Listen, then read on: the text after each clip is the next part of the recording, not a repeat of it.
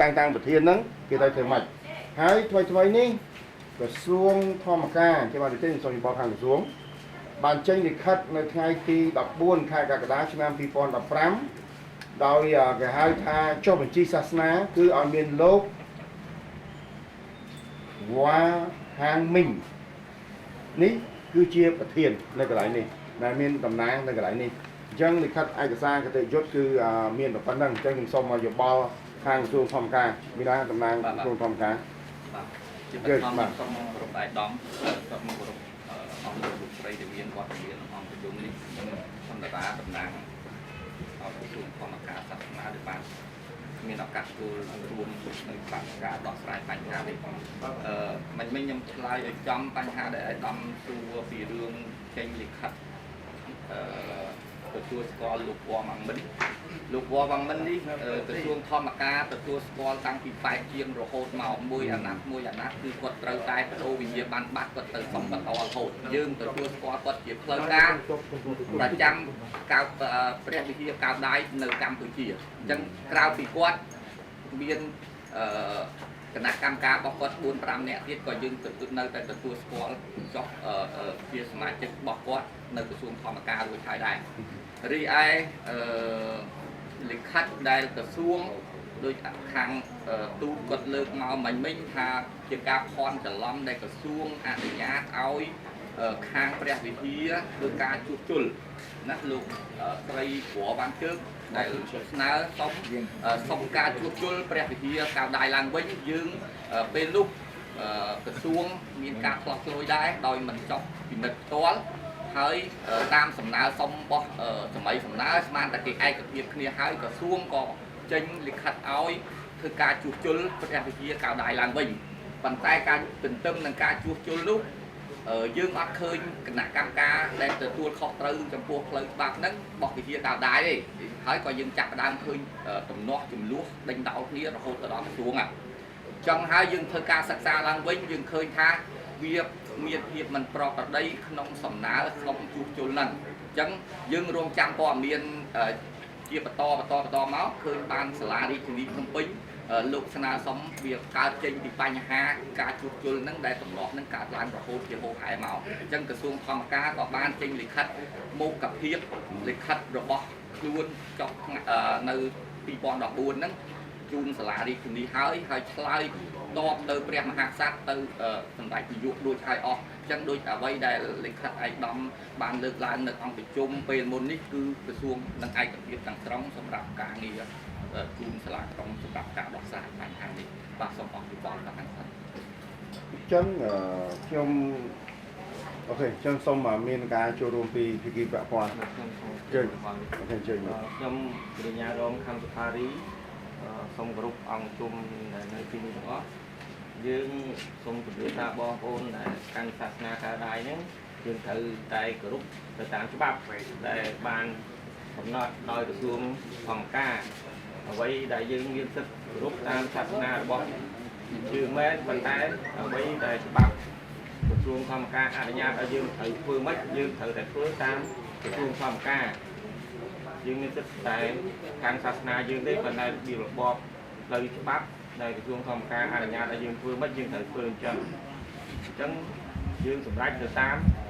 ក្រសួងធម្មការដែលសម្រេចឲ្យយើងត្រូវតែគោរពច្បាប់ព្រោះយើងរស់នៅទឹកដីកម្ពុជាយើងត្រូវគោរពច្បាប់កម្ពុជាអញ្ចឹងក្រសួងធម្មការគេចេញយ៉ាងម៉េចយើងត្រូវតែអនុវត្តតាមហ្នឹងណាគឺខ្ញុំមានបទហ្នឹងអូខេមានយោបល់អីទៀតទេលោកតារ៉ារ៉ូ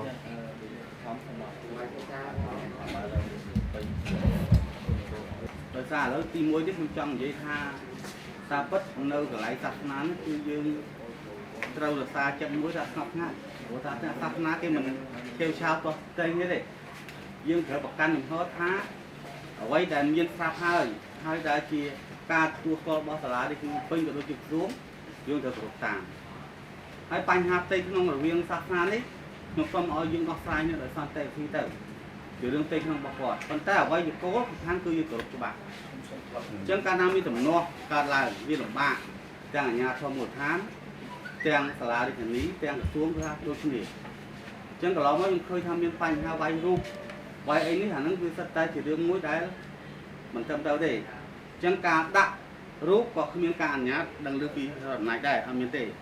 ta bất thấu sna nó thằng sắp sna thấu sna xong vừa gì chân tới rồi mấy hỏi ở nhà có khăn cái đăng phong khăn ở căn đăng phong mà dương luôn nó tại anh ca thì nhưng thấu bé con của ở nhà sau một tháng bằng ôn ở luôn nó tí bán dương ở phai ca thì nặng bằng cái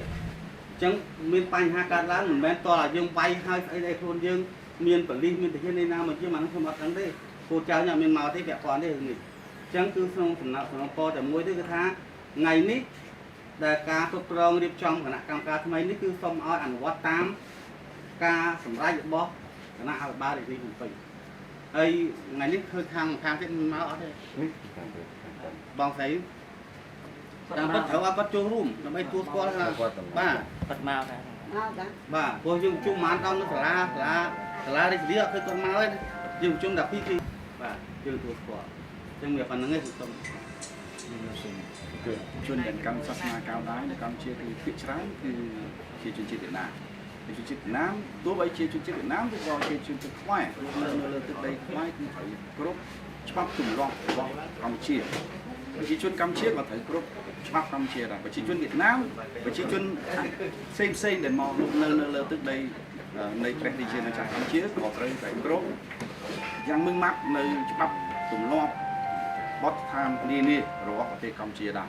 អញ្ចឹងគឺមិនមែនថាយកតែបញ្ហាសាសនាគឺច្បាប់របស់សាសនាដើម្បីយើងធ្វើធំជាងច្បាប់របស់ជាតិបានទេអញ្ចឹងគឺអ្វីដែលថ្ងៃនេះគណៈអភិបាលរាជធានីភ្នំពេញសម្រេចគឺខ្ញុំក៏សូមអំពាវនាវឲ្យប្រជាជន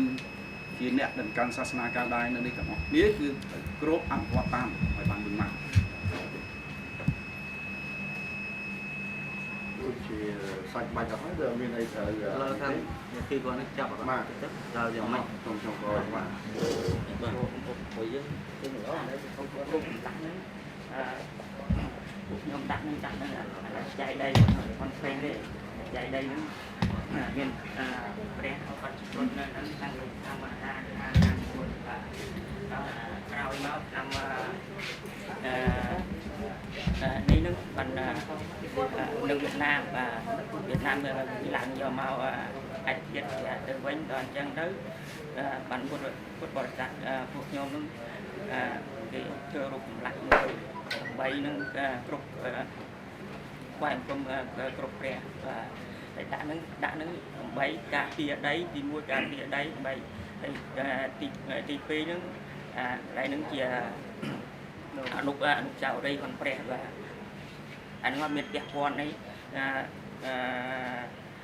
ព្រះវិហារទៅវិហារទេបាទហ្នឹងវិហារនេះក៏មានក្រោយដែរវិហារនេះនៅ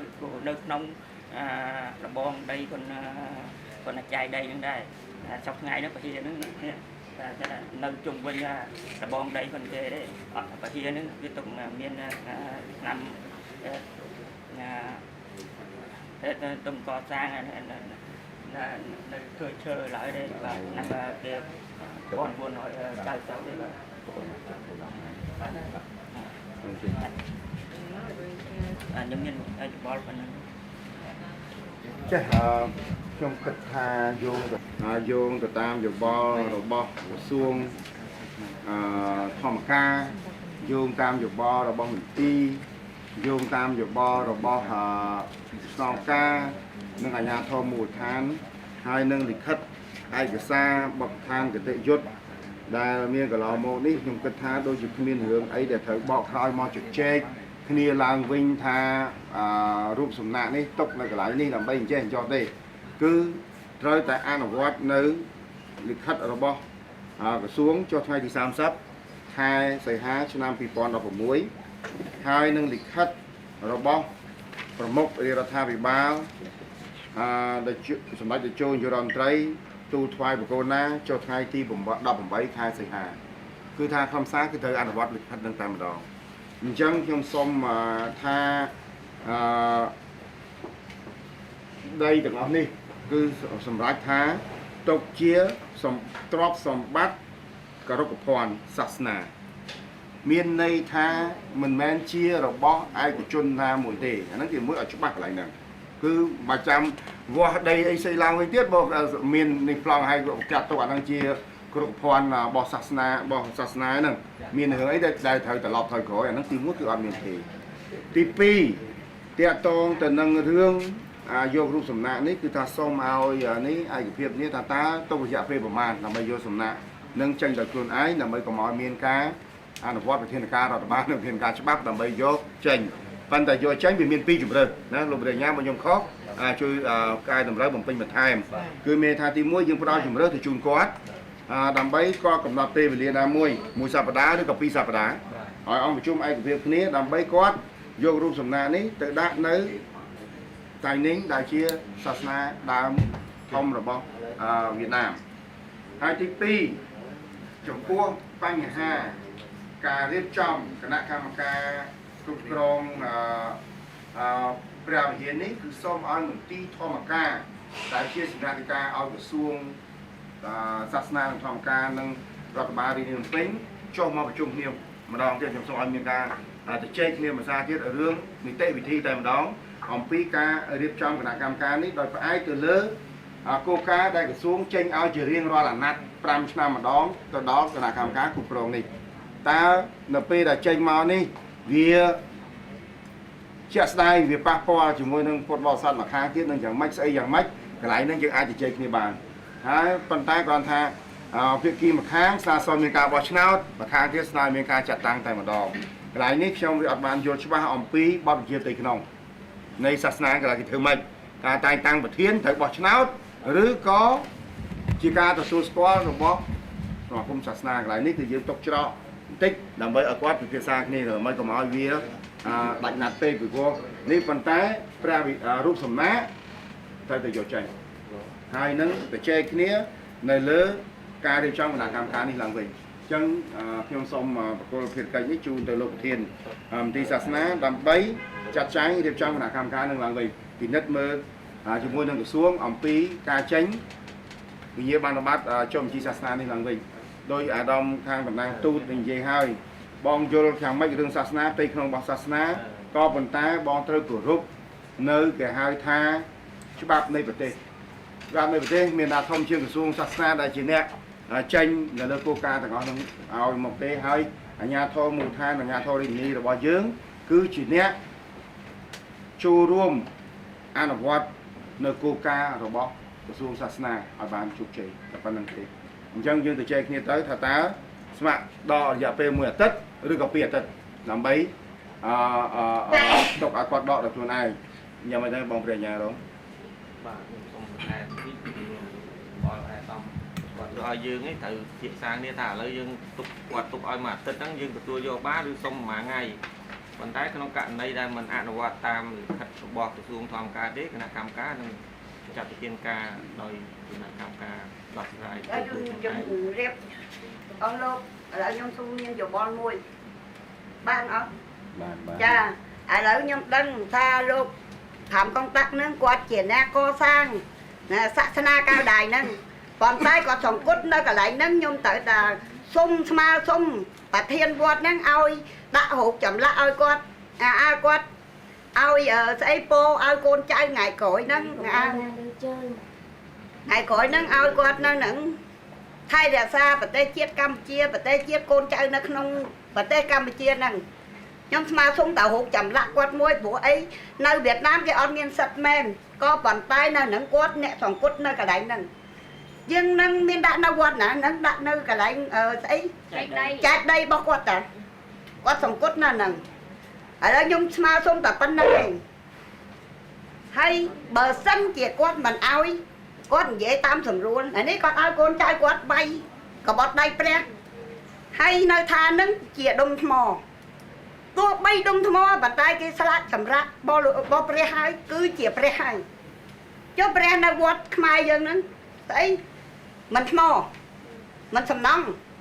ធ្វើចេញជារូបចម្លាក់ព្រះយើងត្រូវតែគោរពគាត់ខ្ញុំសុំតែប៉ុណ្្នឹងឯងខ្ញុំសាសនាកាយដែរក៏ប៉ុន្តែខ្ញុំអត់រឿងស្អីនៅក្នុងប្រទេសក្នុងរបស់គាត់ជាមួយនឹងពួកអស់លោកខ្ញុំអត់ដឹងប បតែខ្ញុំជាសុំប៉ុណ្ណឹងឯងព្រោះអីគាត់ជាបង្កើតសាសនាកាយដែរយើងនៅហ្នឹងក៏សង្កត់តែគាត់ឡៃហ្នឹងខ្ញុំសុំតែដាក់នៅបច្ចេកដីគាត់ដាក់មានដាក់ក្នុងវត្តហ្នឹងណា អត់មានដាក់នៅក្នុងពហិយទេ អត់មានដាក់ក្នុងវិហារណា អាចចែកដីគាត់មានលបងធំទៅ បានណា ពហិយនឹង ឥឡូវវាកំណត់ពេលវិញ ណា កំណត់ពេលថាតើប្រហែលថ្ងៃយើងរើអញអញនិយាយវិញថ្ងៃទៀតទេបើនិយាយមួយថ្ងៃអត់ចប់ទេណាយើងមកដោះស្រាយពីរឿងនេះអនុវត្តតាមច្បាប់នេះ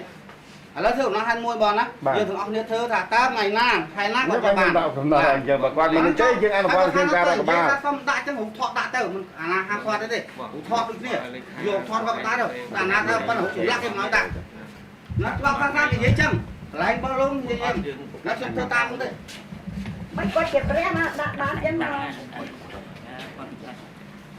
ជាងថ្ងៃទៅចប់ ណាគេ